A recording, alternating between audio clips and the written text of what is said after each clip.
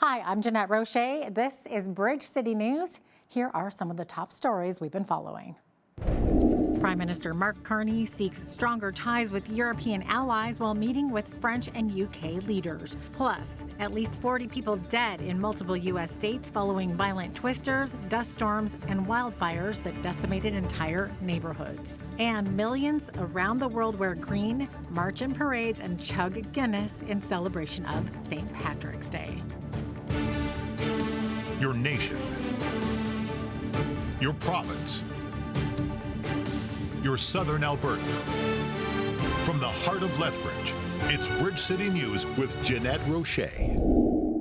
Thanks so much for joining us. The newly sworn-in Prime Minister Mark Carney met with both King Charles and British Prime Minister Keir Starmer today in London. It's his first foreign visit since Friday when he was sworn in as Canada's 24th Prime Minister.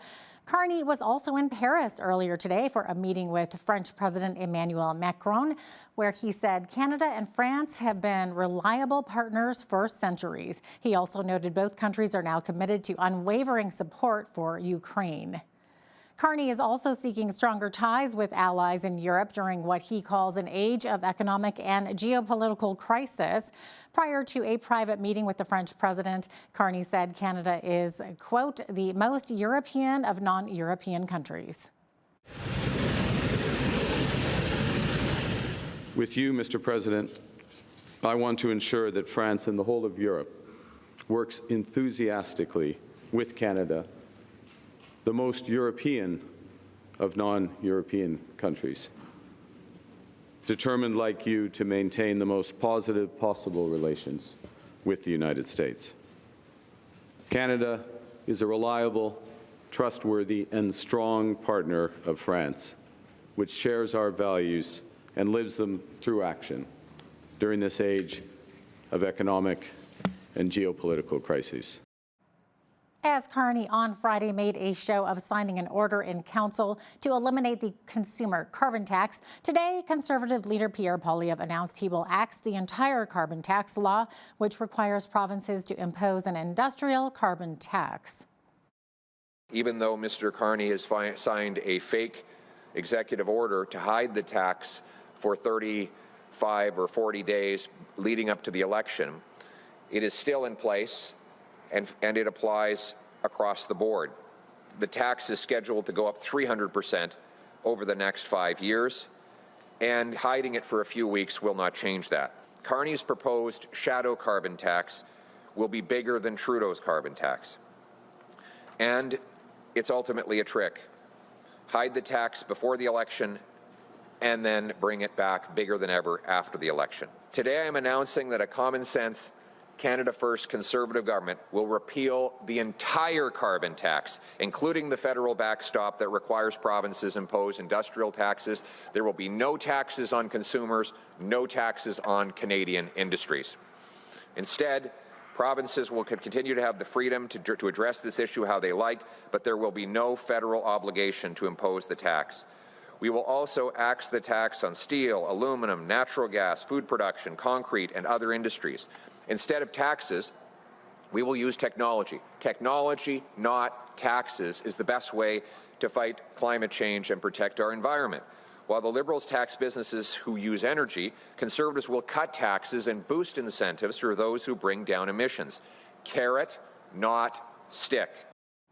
And according to Poilievre, the Liberal carbon tax legislation is still in place and has not been revoked because Carney cannot do this on his own, as it needs to be voted on in Parliament. Former Liberal MP Dan McTeague agrees, saying the government could put it in place again if they feel it's warranted. Look, I can tell you, it's a shell game, pardon the pun. They're going to take it off so that you vote for them, and the moment you vote for them, they'll do what they did last time. In 2019, they said no, we wouldn't let carbon taxes go above $80. $80, which is where it is now, $80 a ton. It's going to 170 because they broke their commitment. They said that they would let this thing go even higher. Could even go even higher. But reality is that Mr. Carney doesn't want to give people transparency in what he's doing. He wants to hide it, and he wants to force businesses to absorb it. We'll then proceed to promptly pass on. And in international news, U.S. President Donald Trump says he will speak to Russian President Vladimir Putin on Tuesday as he pushes to end the war in Ukraine. The U.S. is pushing for a 30-day ceasefire plan, and while Ukraine has agreed, Putin has said he supports the idea of a truce in principle, but there are still many details needing to be clarified. Meanwhile, President Trump disclosed the upcoming conversation to reporters while flying from Florida to Washington on Air Force One Sunday evening. I'll be speaking to President Putin on Tuesday, and a lot of work's been done over the weekend. We want to see if we can bring that war to an end. Maybe we can, maybe we can't, but I think we have a very good chance. What sort of concessions will you be seeking to have Putin make to get a deal done? Well, I think we'll, be talking about land. It's a lot of land. It's a lot different than it was before the war, as you know. And we'll be talking about land. We'll be talking about power plants, because that's up, that's a big question. But I think we have a lot of it already discussed very much by both sides. You'll ask him. Ukraine and Russia. You'll ask him. We're already talking about that, dividing up certain assets. According to the Associated Press, the Kremlin has also confirmed this meeting on Tuesday. It will be the second officially confirmed conversation between the two leaders since Trump took office in January. And according to our foreign affairs contributor, Lisa Daftari, for Russian President Putin, there is one particular condition he wants in exchange for a ceasefire. Here's Lisa Daftari of the Foreign Desk to explain. This war, basically, many will tell you, started because Russia had a fear that Ukraine was getting too chummy with the West, that was going to allow them to join NATO. And that would leave, Russia just surrounded and vulnerable. And for that reason, we had last week Putin agree tentatively with condition to a ceasefire. And everybody said, is the ceasefire done? Is the ceasefire done? And we were waiting to hear his conditions. And it makes sense that his condition is that he is guaranteed that NATO is not, that Ukraine is not let into NATO. And it makes sense on his part. It makes perfect sense. Catch my full interview with Lisa Daftari, editor-in-chief of the Foreign Desk, coming up after business news. Well, residents are surveying damage from unusually vicious weather in multiple U.S. states where violent twisters, blinding dust storms, and fast-moving wildfires decimated entire neighborhoods. At least 40 people have died across Missouri, Arkansas, Texas, Oklahoma, Kansas, Alabama, and Mississippi as a sprawling storm barreled across the country's midsection toward the East Coast. Searchers combing a Winnipeg area landfill have now found remains of both murder victims they were seeking. Manitoba RCMP say a second set of remains found in the landfill have now been identified as Mercedes Marin. She and Morgan Harris were murdered by a convicted serial killer in 2022. The government confirmed earlier this month that Harris's remains had also been found in the landfill. A union representing more than 4,000 school support workers in Alberta says it has reached tentative deals that could end a 2-month strike as early as Wednesday. The Canadian Union of Public Employees says the contracts are for staff with the Edmonton Public School Board, as well as the public and Catholic school boards in Fort McMurray. Union President Rory Gill says all 3 deals include pay increases and would be valid through August of 2028. The new contracts do not cover the thousands also on strike from the Calgary, Sturgeon, Parkland, Foothills, and Black Gold school divisions. As for the Lethbridge area, the president of CUPE Local 1825 that supports the Holy Spirit Catholic School Division says that mediation talks with the government have failed to reach an agreement. Joanne Lavkulik says they are very encouraged from the latest tentative agreements as negotiations over the next couple of weeks can still occur, but a strike vote may be held as well. She told BCN that the provincial government has been restrictive in developing a fair deal which includes increased wages. She says, quote, "Until we get a good deal here, we're still looking at our options." According to the updated Alberta substance use surveillance system, opioid deaths in Lethbridge have plummeted to a level not seen since 2019. The surveillance report shows 40 people in the city of Lethbridge lost their lives in drug poisoning deaths in 2024, excluding the months of November and December. That's a dramatic drop from 119 deaths in 2019 and the lowest since 2019 that saw only 20 deaths. Fentanyl was found to be involved in 95% of drug-related deaths in Alberta in the South Zone. In particular, methamphetamine was discovered in 74% of those related deaths.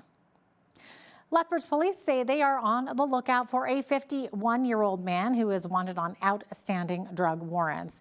Leon Stephen Cugnet is wanted on 2 warrants for possession of a controlled substance for the purpose of trafficking. LPS says any information on Cugnet or his whereabouts are asked to call 403-328-4444. Additionally, LPS said on Monday they arrested 48-year-old Richard James Shaw, who was wanted last week for shoplifting under $5,000, and they wanted to thank the public for their assistance. Investing in education is one of the best ways to ensure a nation's social and economic development, and the YMCA of Lethbridge is doing just that. This Tuesday, the Y is awarding 5 community commitment scholarships. Our local YMCA's education manager, Arnaud Sparks, explains what other awards will be presented this Tuesday. So the YMCA of Lethbridge Community Commitment Scholarship is a $1,000 scholarship that we give to our employees and volunteers. The RBC Future Launch Scholarship is a scholarship that RBC gives out to Black youth within our community. And then finally, the King Charles III Coronation Medal is for people who are contributing to Canada as a whole, whether that be as a volunteer, as an athlete, as a community member. The scholarship is very important. We want our staff to have an opportunity to grow beyond the Y or even to grow within the Y, and we're happy to encourage them to do so. For a lot of our staff, this is the difference between being able to attend post-secondary or not. I work and also I'm studying and also have family. So it's not easy to have the balance to do all at once. So I'm not a full-time student. So I've been taking many years to finish and conclude this. But for this semester, I was decided to not study this semester because obviously not only the economic part and also time and many things at the time. So when I heard about this opportunity, it was like, okay, probably this is my chance to conclude my studies. So I'm gonna graduate this May. So I'm very happy because this is a great opportunity for me to reach this goal. The ceremony will be held Tuesday at the Corman Ray YMCA at 5 p.m. Well, this Monday, the University of Lethbridge kicked off its annual Indigenous Awareness Week to promote the spirit of reconciliation. Lindy Shade, Indigenous Services Manager at the University of Lethbridge, says the event focuses on building relationships and ways to share, learn, and work together. Shade mentions the main goals achieved to date at the institution. Indigenous Awareness Week was to bring about to showcase and celebrate our culture with the University of Lethbridge. So over the years, it's been expanding. And so one of the main goals is built on reconciliation with the University of Lethbridge and indigenization with the community, not only with Indigenous students, but Indigenous staff, and to showcase and share our culture with the greater community of the University of Lethbridge. One of the main, pathways and commemorative moments, building capacity for all students, not just Indigenous students, to build relationships and to understand the importance of Indigenous culture here at the University of Lethbridge. Traditions and culture is something that we all have in our hearts and where we come from. So being able to celebrate that, something that's true to yourself and true to your being, is an amazing opportunity, not only for the community, but for every individual that's in the community. It brings us together, and I think as a student, I found myself more learning more and everything together. It's a great opportunity to just learn more about Indigenous people. It's extremely important to recognize the hard work and stewardship of Indigenous peoples and communities across Alberta, but also within our community, our campus community. Our students are always happy and open to be celebrated, and I think it's important to ensure that while we go through the current political climate that we're in, that students are front of mind, especially for us at the University of Lethbridge. And that is one thing that is always prioritized, especially by Iguskani or Indigenous Student Services. They're really amazing people and amazing stewards of the land. In 2025, the Department of Indigenous Studies celebrates its 50th anniversary at the U of L. Well, here's some fun news. St. Patrick's Day, the annual celebration of all things Irish, was marked in several countries around the world, including Savannah, Georgia, and other communities where boisterous parades and festivities took place on Monday. Put him in a longboat till he's sober. Put him in a longboat till he's sober. Put him in a longboat till he's sober. Early in the morning. The thing about Savannah and its parade is that it's been, number one, it's been going on for 200 years. And number two, the committee has always emphasized that it is about family and faith. And the White House fountain, meanwhile, has been dyed green to honor St. Paddy's Day. While St. Patrick's Day traditions at the White House date back to President Truman, the dyeing of the fountain was a tradition started by President Barack Obama. 3 cheers for the colonel in the regiment. Hip hip! Hooray! Hip hip! Hooray! Hip hip! Hooray! Get into you, boys. And over on the other side of the pond, Kate, the Princess of Wales, sported a forest green long coat with matching hat as she marked St. Patrick's Day with a solo visit to the Irish Guards at Wellington Barracks. The royal, who is the ceremonial colonel of the regiment, enjoyed a half pint of Guinness as she chatted and joked with the soldiers. I love how even the royals are getting into it. I couldn't wear green today because of our green screen behind me. It would make me disappear, unfortunately. But if you are headed out to have your green pint tonight, weather-wise, it shouldn't be too chilly. We are still within the seasonal range of temperature. We will be right back with the forecast.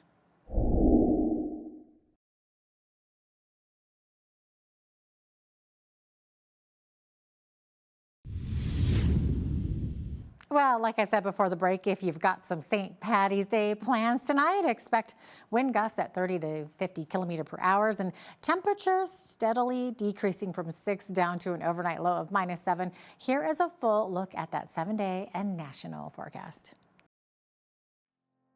Today's 7-day forecast for Lethbridge has some flurries and a high of 6 for today, with the low being a chilly -7.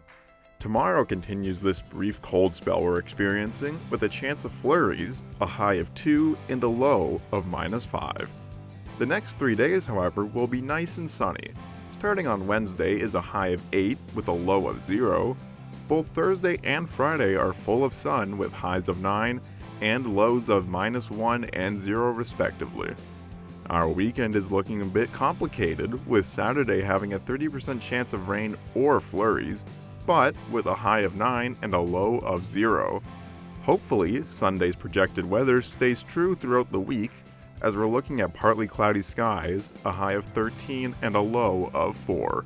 Looking at today's almanac, the average high is 7 degrees and the average low is -6. The record high for today was set back only 1 year ago in 2024 with a high of 20 degrees. The record low, however, wasn't as close, being set all the way back in 1943 with a low of -30.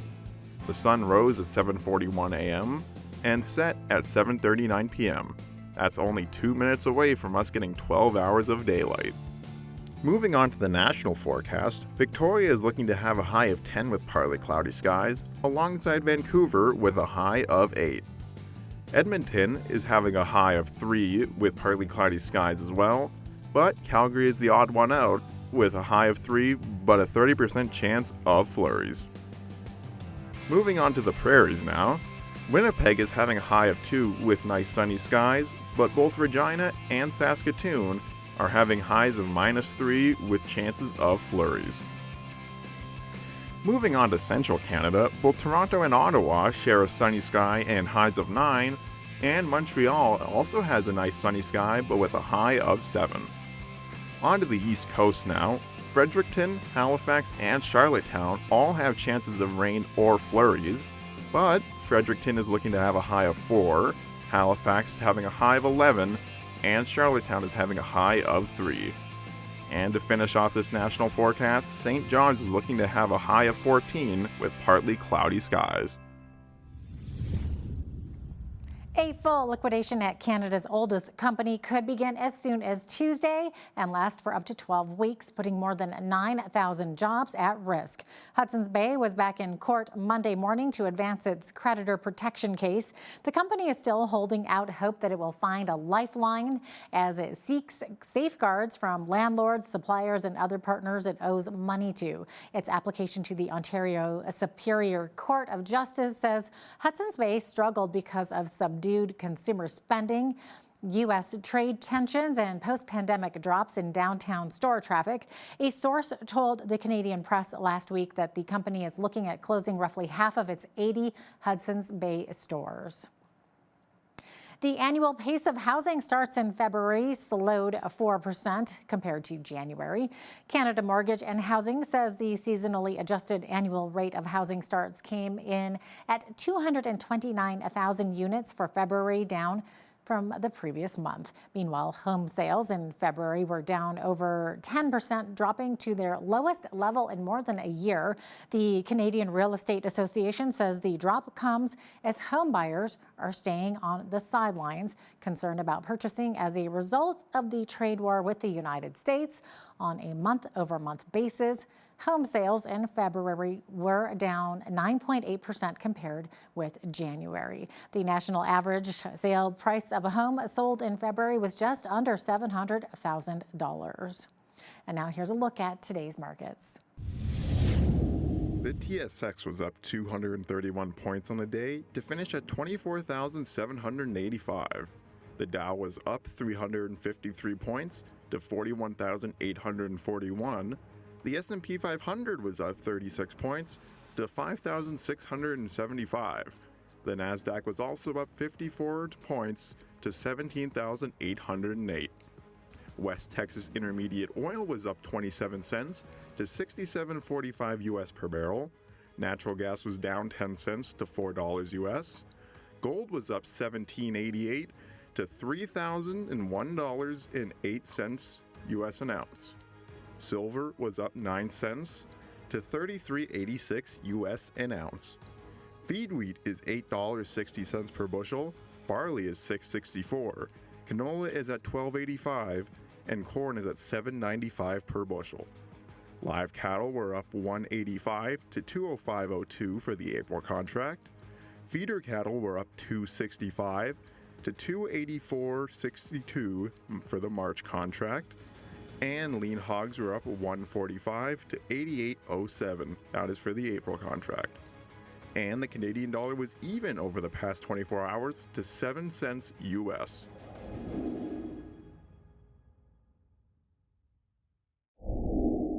Recapping one of our top stories today, Prime Minister Mark Carney met with both King Charles and British Prime Minister Keir Starmer today in London. It's his first foreign visit since Friday, when he was sworn in as Canada's 24th Prime Minister. Carney was also in Paris earlier today for a meeting with French President Emmanuel Macron, where he says Canada and France have been reliable partners for centuries. He also noted both countries are now committed to unwavering support for Ukraine. Coming up, foreign affairs expert Lisa Daftari gives us the scoop on U.S. tariffs, the U.S. deportation of gang members, and one of Russia's conditions for ceasefire with Ukraine. Also, when you see news happening in your community, be sure to send us an email at info@bridgecitynews.ca. You can also visit our website anytime to check out more of our stories and our interviews.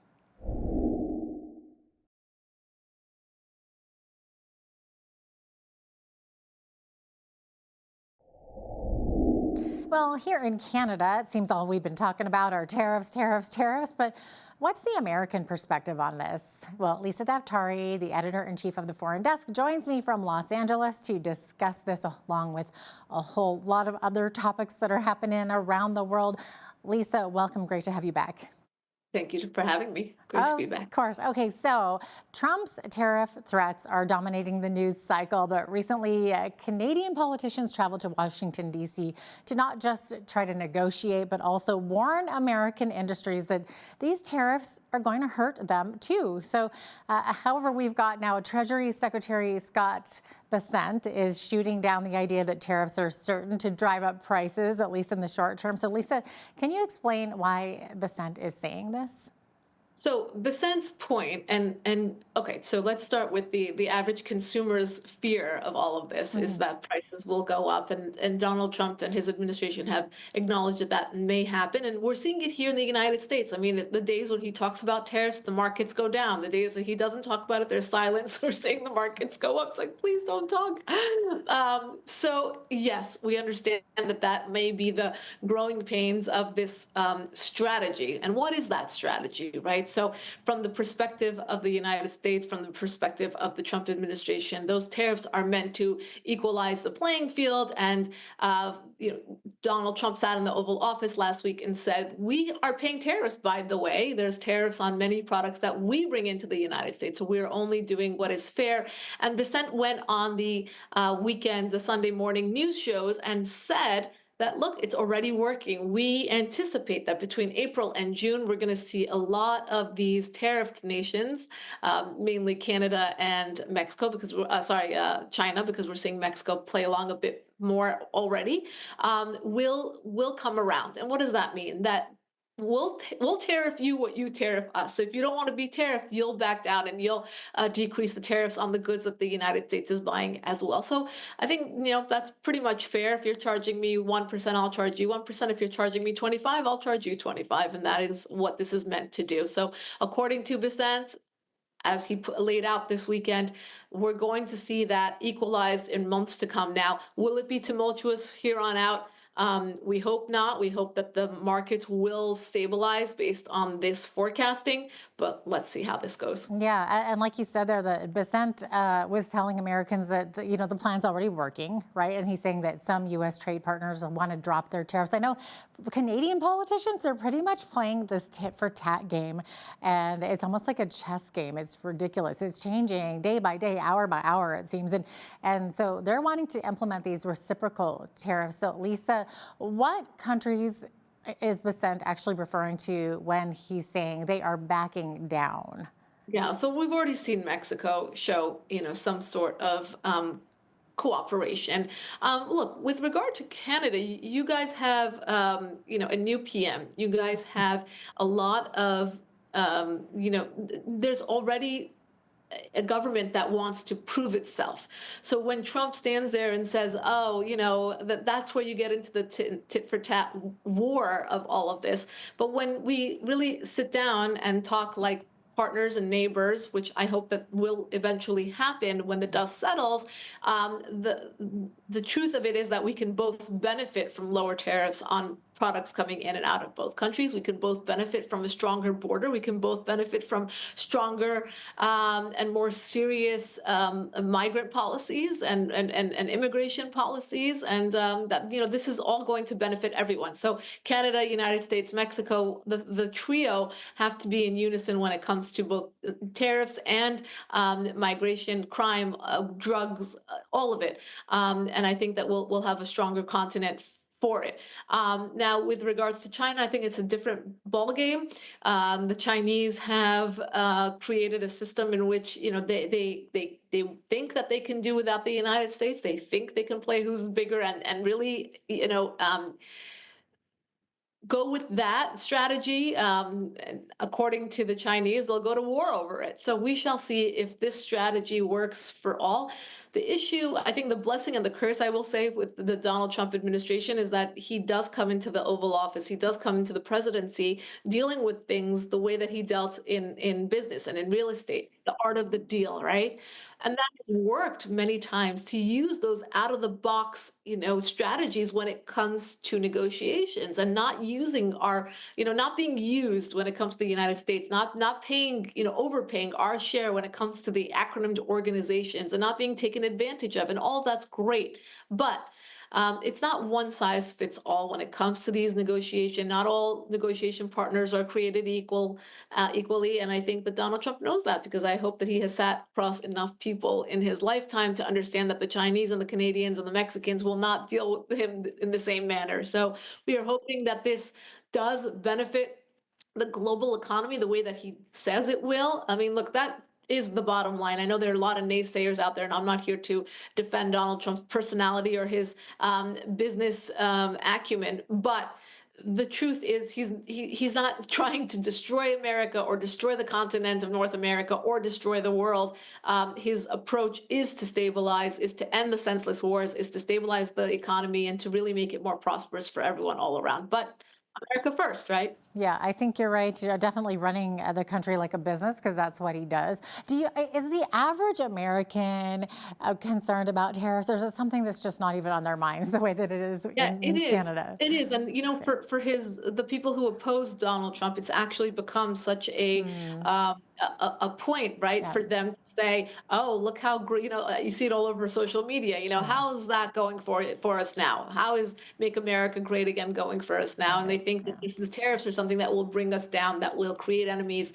You know, a lot of people saying, why did you make an enemy out of Canada, our friendly neighbor? Right. And hopefully that will not be the case. I do hope that in the months to come, the Trump administration will be vindicated, and mostly because this is an important relationship between Canada and the United States. And if both sides can benefit from lower tariffs, from safer borders, then that should be the way forward. And if men can put their egos aside, we need some women in there negotiating all of this. But I think that this is really the way forward. I think that a lot of people will use, you know, in the United States, a lot of people from the center and left of center did vote for Donald Trump. Obviously, that's how he election, you know, by what we would call a political landslide. It wasn't exactly 50-50. Part of that is because Kamala was a much weaker candidate, but part of that was that people are just sick and tired of the economy, and sick and tired of wars, and sick and tired of, you know, the ideology that was really eating away at the Democrat Party. That hasn't changed, and you see the opposition is still the opposition, and those who oppose Donald Trump are still the ones who are opposing Donald Trump. So he still has to win over the media. He still has to win over the universities. He still has to win over the celebrities. You know, if a musician came out the other day in support of Donald Trump, and she's canceled, she's absolutely canceled. And it's crazy to think, if more than 50% of the country voted for this candidate, wouldn't you expect certain artists to also support this candidate? I mean, it's just a matter of statistics, right? But they don't think that way. It's bully culture. Yeah, I think you hit on something there too with the election. I think another big issue was the border, and of course the Trump administration deporting hundreds of immigrants that he says, well, I mean, he's deported probably thousands by now, but just recently hundreds that he says are gang members from Venezuela and maybe elsewhere, and they were transferred to El Salvador, and they were in the air at the time that a judge ordered temporarily banning the deportations. So are you able to tell us anything about this? You know, the fact that anyone would disagree with this, we here in Los Angeles, Jeanette, and I'm just going to give more of a metaphor than a political opinion. We here in Los Angeles have such a tremendous problem with these gangs. They come in and out and rob homes. And they are such experts that they're able to disable the camera systems, disable the ring systems, and disable the alarm systems so that you have no protection whatsoever. And, you know, just in our neighborhood, you know, this is a safe, nice neighborhood. Everyone has dogs, everyone has kids, and every other house on the block has been hit. And this is every neighborhood, a nice neighborhood in Los Angeles. And these are the gangs that are coming in from Central and South America. And these are the same ones that are being targeted to be deported. And then you have people in the legal community who actually will say that this is unconstitutional. I just don't see how that is possible. And I would love somebody to explain that to me. But they are not here legally. They force their way in and they are committing crimes. So, I mean, what argument does that leave them to have a right to be here? It's just mind-boggling. Yeah, that's really terrifying to think that is happening in these wonderful neighborhoods. Lisa. Okay, so let's jump a little bit more overseas here, but still looking at Trump. So Trump administration working to broker a deal to end the fighting between Ukraine and Russia. And Russian officials have reported that they want an ironclad guarantee that Ukraine will not join NATO. So what is the latest on this? So, Jeanette, we are back to square one. This war, basically, many will tell you, started because Russia had a fear that Ukraine was getting too chummy with the West that was going to allow them to join NATO. And that would leave, Russia just surrounded and vulnerable. And for that reason, we had last week Putin agree tentatively with condition to a ceasefire. And everybody said, is the ceasefire done? Is the ceasefire done? And we were waiting to hear his conditions. And it makes sense that his condition is that he is guaranteed that NATO is not, that Ukraine is not let into NATO. And it makes sense on his part. It makes perfect sense. What the Ukrainians have to understand and what Zelensky has to understand, I think the Ukrainian people are actually, they understand this because they're the ones who are in the war. Zelensky is not a leader who is leading this war with keeping the people of Ukraine in mind. And I say that for a reason. It's wonderful to keep flexing your muscles. It's wonderful to keep wanting to fight, but you also have to understand and be realistic about that fight. And when this 20 to 25% of Ukraine is occupied by Russia, who has taken that, we cannot reverse that by any means. So we have to end this war so that 20, 25% doesn't turn into 30 and 40 and 50 and eventually 100%, as Donald Trump has laid out. We also don't want this to turn nuclear. We know that they have nuclear weapons. We know that this could turn into a nuclear war. We know that this could turn into World War III. Again, wanting to give Putin that off-ramp to end this craziness and this madness once and for all. And that is his condition. And, the international community, if they want, if the Europeans and, of course, Donald Trump's administration want to see an end to that, that will be a promise that they have to guarantee him if they want to see an end to this war. Speaking of wars and ceasefire agreements, so we're looking at mediators still negotiating next steps in the long-term peace process between Israel and Hamas now. So Hamas said on Friday that it agreed to release the last living Israeli American hostage and the bodies of 4 other dual national hostages. But they did not specify when that transfer would take place or what Hamas wants in exchange for their release. So, Lisa, what are your thoughts about this ongoing ordeal? Yeah, it's horrific because they know that this is the one American left as a hostage. It's crazy that the Biden administration did not do everything in its power to get every single American hostage out, and other hostages, of course. But, again, all civilians, many old people, their bodies still not returned from Gaza. Children, we knew that the Bebus babies, for example, those red-headed children that were allegedly strangled by terrorists by their bare hands. It's crazy to think that more hasn't been done to get these civilians out of the terrorist claws. But now we have the one American that is left. He is from New Jersey. His family has been petitioning all along. The issue that we have here is that Hamas terrorists know that the United States and Israel will do anything to get this one guy back, just like all the other hostages. But in particular, this is an American hostage, very symbolic that he is an American citizen. So let's see what their conditions are. The only issue is that we can't trust them, right? Will they give back the right body? When will they give it back? Will they give it back in a timely way? And they're, in the meantime, buying themselves time, because what does time mean? They can replenish, they can build up again. They know that there will be more war. Each time that there is some sort of ceasefire, this is not a truce. This is not a peace deal by any means. We know that there will be more and more and more attacks by Gaza. There are, daily missiles that still fly into Israel from all parts. So they're still fighting so many multiple fronts of this war. And yet here we have, obviously, Steve Witkoff, the envoy from the Trump administration, at the negotiating table, trying to get any hostage they can back, but these are really just small, initiatives in a much larger, broader conflict that will continue, and that's really the sad part. But we do hope that we can get as many hostages back alive as possible, and that is really the approach that both Bibi Netanyahu and the Trump administration are taking at this point. All right. Oh, boy. What a situation happening there, Lisa. Okay, and then we also have the Houthis, which are an Iranian-backed terror group. Now, they've been attacking maritime traffic in the Red Sea and following U.S. strikes on Houthi targets in Yemen. And the terror group attacked the USS Truman aircraft carrier twice now in the Red Sea. So what can you tell us about this situation? Right. This is all connected to that war. Obviously, the Islamic Republic, which is the regime in Iran, is backing Hamas. It is backing Palestinian Islamic Jihad. It is backing Hezbollah in Lebanon. And it is, of course, backing the Houthis in Yemen and many others. But let's just stick with the main players in this conversation. In the meantime, when Hamas is not moving forward at the negotiating table, it was a great show of deterrence by the Trump administration to go ahead and strike Houthi targets because they also are a nuisance.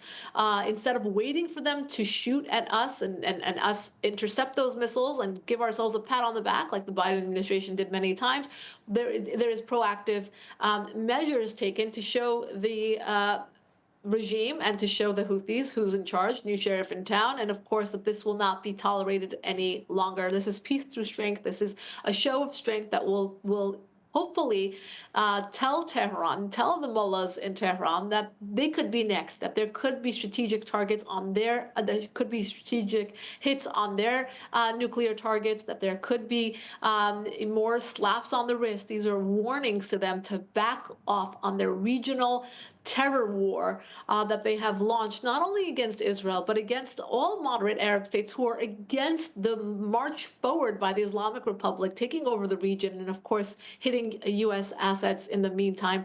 I think this is a wonderful show of strength, and hopefully this will be a turning point in this war to see them come back to the negotiating table. We saw the decimation, or at least the diminishing of Hezbollah in Lebanon. We saw the diminishing, obviously, of Hamas in Gaza, because this is all that needs to be done in this war right now. But really, the Islamic Republic is the one that's pulling the puppet strings, and they're the ones who need to stop the funding of these very different fronts against Israel and the United States. Lisa Daftari, editor-in-chief of the Foreign Desk, thanks so much for joining me once again today. Of course, thank you for having me.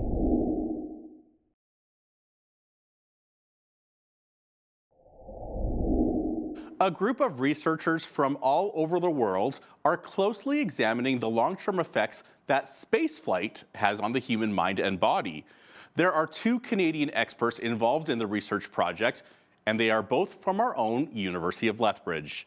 Joining us today to tell us more about this is Dr. Gerlinda Metz. She is a professor with the University of Lethbridge's Canadian Centre for Behavioral Neuroscience. Dr. Metz, it's great to have you with us. Welcome back to Bridge City News. Thank you so much, Naveen. I'm glad to be here. Well, great to have you back on our show again. And it must be exciting to be working with a team of experts from all around the world. Can you just share a little bit more about what this research will be trying to accomplish? So we're very excited that we're part of this very significant project, because it is NASA's largest ever research effort with human subjects, with astronauts. And so they're actually attempting to integrate an immense amount of data all together into one cohesive database to make better sense of health for astronauts. And this project is directed by Dr. Afshin Beheshti, who is a professor and director of the Space Biomedicine Institute at the University of Pittsburgh. And he has a long record of working with NASA. And on the team are also Tony Montina, who is the NMR and MRI facility director here at the University of Lethbridge. So we're very excited to be a part of this large research effort. So you're talking about the University of Pittsburgh, you're talking about NASA. How did all this come together, and why the University of Lethbridge? Actually, we already had established collaboration with NASA for a number of years. we have helped them to investigate molecules in the body, in blood and urine that we obtained from space, from the astronauts who lived on the International Space Station for a prolonged mission. And so these projects have been going very well. And we were invited to continue this collaboration and actually expand with additional numbers of samples. And so here now we have access to this very significant amount of data so that we can integrate our data with their database that involves multiple levels of biological regulations that are linked to spaceflight.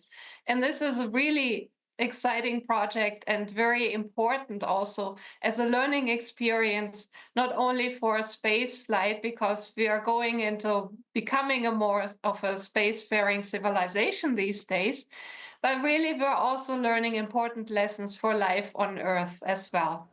So what is your role in particular going to be focusing on? So our project will focus on molecular chemistry. We will actually investigate small molecules called metabolites in urine and blood of astronauts. So they're giving us samples from before they went to space, during the space station stay in the mission, and then after they returned back to Earth. And so we have a long time course of regular samples being collected, which is very exciting. And so we can actually look at individual astronaut samples and how they changed over time, but we can also compare across different individuals. And what is also really phenomenal in this project is that for the first time we'll have a larger group of female astronauts, because most astronauts are males. And we didn't actually have many studies that investigated sex differences, so how females compare to males. And females have very different health conditions and stress responses than males. And it is very important to learn more about how do we better while we're on a long duration space mission, and what do we expect in terms of health outcomes, what can we predict for male versus female astronauts. So you're talking about blood and urine samples before they go to space and then after they return home. What kind of differences have you noticed with these blood and urine samples before and after? It's very interesting that actually males adapt a little bit faster to the stress and the mission when they're going to the International Space Station than females would. And we need to take this into account in what kind of markers we're looking for. And it's very important to look at these small metabolites, these small molecules in very accessible samples like urine that you can easily provide, so we can follow up with health measurements.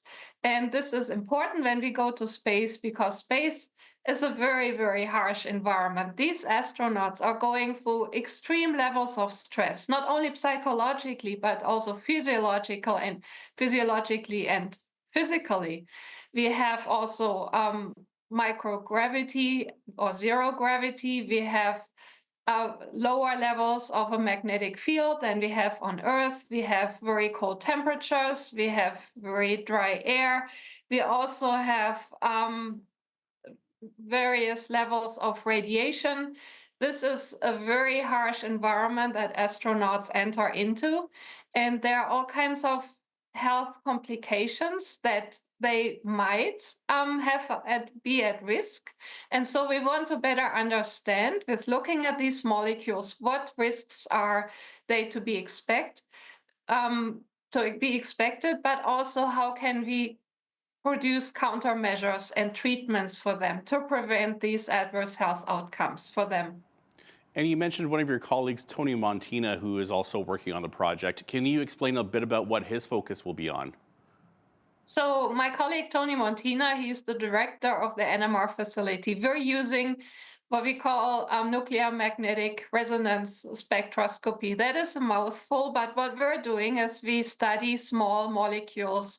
And when you look, for example, at a urine sample, you actually have 200 different types of these small molecules you can measure. So it's like a very personal fingerprint of what is going on inside of the body. Every cell is producing these small metabolites, and they are then measurable in liquids or in any tissue of the body. But here, when we work with urine, we have to make sure we're looking at these metabolites as a kind of a reflection of what is going on inside the body and inside our cells.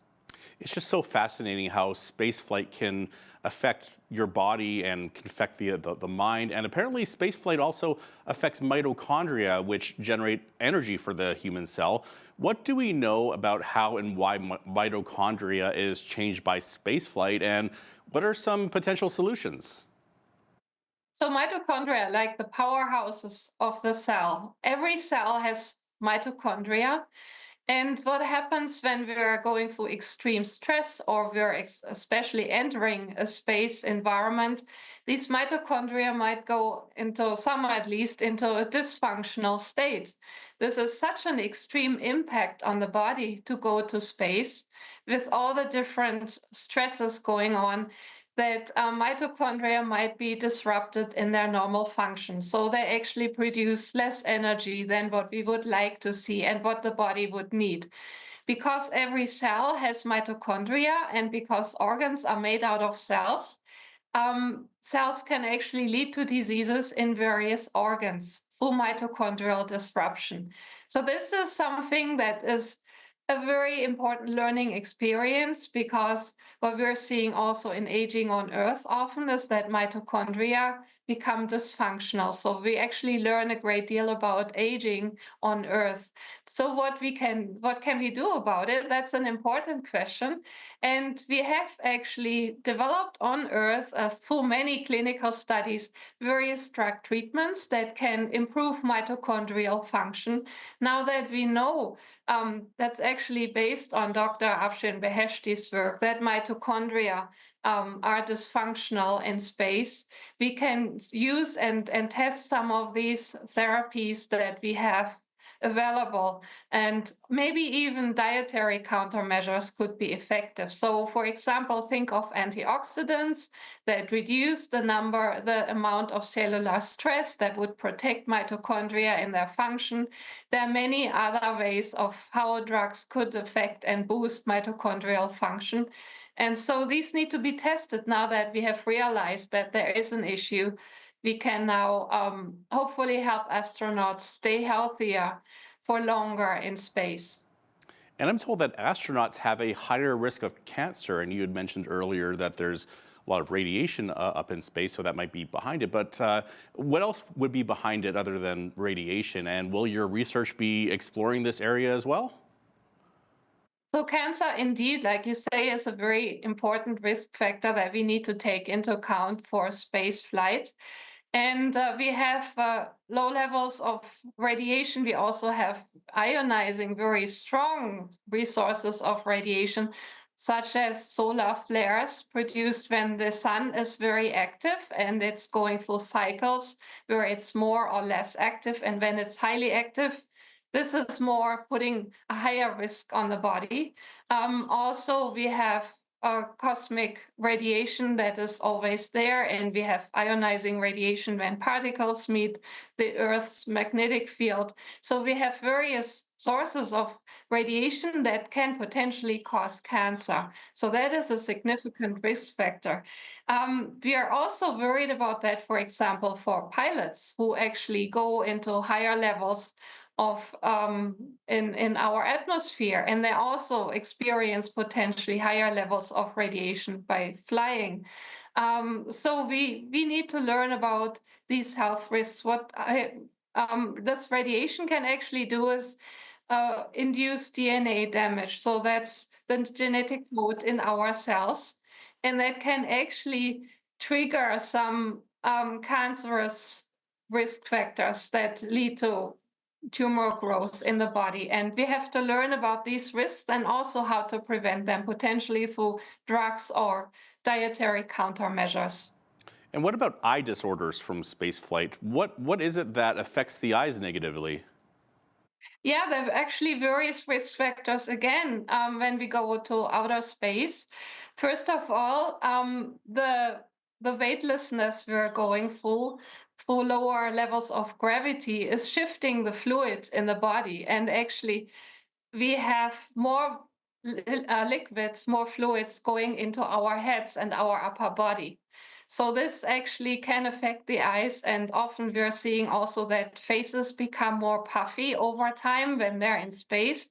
We might adapt to that with longer periods in space to some degree, but still we still talk about this kind of puffy face or moon face in astronauts because the fluids in the body are moving up. So this can also change the pressure inside of the brain. It can also change the pressure inside of our eye bulbs. And it will push the eye bulbs to be flatter than we usually have, which leads to the picture not displaying correctly on the retina. In addition, we also have issues with radiation that can harm the retina, which includes nerve cells and the optic nerve as well. So we might have some degenerative changes there over time. And that's something to be concerned about as well. And then there's some other health risks. I'll just list off a few here. Cardiovascular disease, renal issues such as kidney stones, disruption of circadian rhythms are also risks. And I've even heard that some astronauts experience bone loss. Yeah, that's actually a factor that many think of first when they think about space flights, because with the zero gravity or low levels of putting our weight on the body, we are losing bone mass over time. And that's something we also experience on Earth with aging, that often we do have more breakable bones, more sensitive bones. And so astronauts experience that at a much higher, faster rate than we have on Earth. So astronauts might experience 1% of bone loss in actually a few days, whereas on Earth we experience 3% of bone loss within a decade. So it goes really, really fast for astronauts. And that's because they don't put enough weight on their legs, for example. So the legs become very sensitive to damage. And there are several countermeasures. For example, astronauts are recommended to exercise for at least 2 hours a day. Exercise helps, and muscle activity is important because also we lose muscle mass when we're in outer space, for the same reasons that we're not putting enough weight on our limbs and we don't stay upright. Also, there's a really cool invention with using rubber bands between the knees and the feet, so that there's pressure on the bones through the rubber bands that you can put on a trouser or on the spacesuit. And so this will help put the pressure back on the bones where we actually lost it. We still have to learn about new ways how to prevent the bone loss, because this leads to calcium leakage into our body at higher doses than what we usually see. And that can actually cause some of the kidney problems you mentioned, because we can get kidney stones from high levels of calcium floating around in our body, and it might accumulate in the kidneys, which is something that can be very painful. Dr. Gerlinda Metz is a professor with the University of Lethbridge's Canadian Centre for Behavioral Neuroscience and is part of a global research team studying the long-term effects of spaceflight. Dr. Metz, thank you so much for your time today and sharing your expertise with us. Thank you so much for having me. It was a pleasure to talk to you. Likewise, I'm Naveen Day on behalf of all of us here at Bridge City News. Thanks for watching.